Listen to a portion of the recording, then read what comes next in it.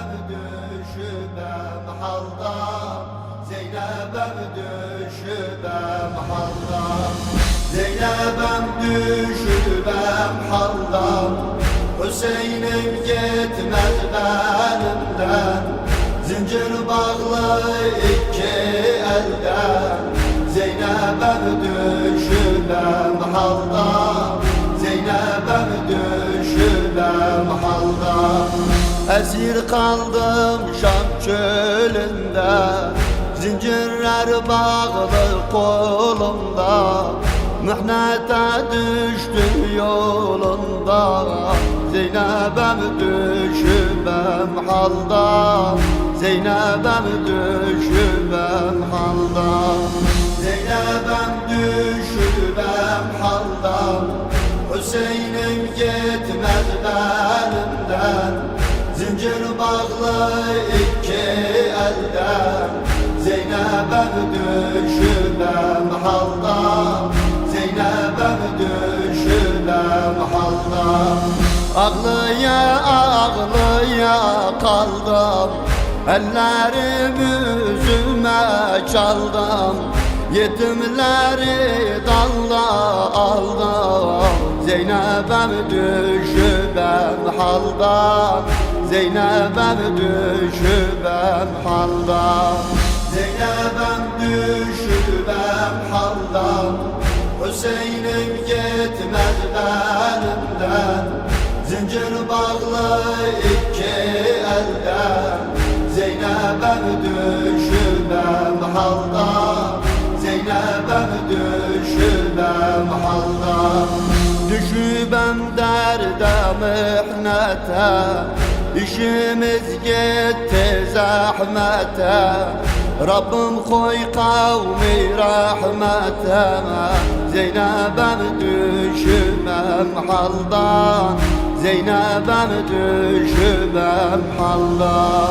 Zeynep'em düşübem halda, Hüseyin'im gitmez benimden, zincir bağlı iki elden. Zeynep'em düşübem halda, Zeynep'em düşübem halda. Şehitler yüreğimizde, atlar üstlerinde gezdi. Kaderimiz bile yazdı, Zeynep'em düşübem halda, Zeynep'em düşübem halda. Zeynep'em düşübem halda, Hüseyin'im gitmez benimden, zincir bağlı iki elden. Zeynep'em düşübem halda, Zeynep'em düşübem halda. Çoka gitti musibatım, yoktu Hüseyin'e minnetim. Sensey hayatım memetim, Zeynep'em düşübem halda, Zeynep'em düşübem halda. Zeynep'em düşübem halda, Hüseyin'im gitmez benimden, zincir bağlı iki elden. Zeynep'em düşübem halda, Zeynep'em düşübem halda.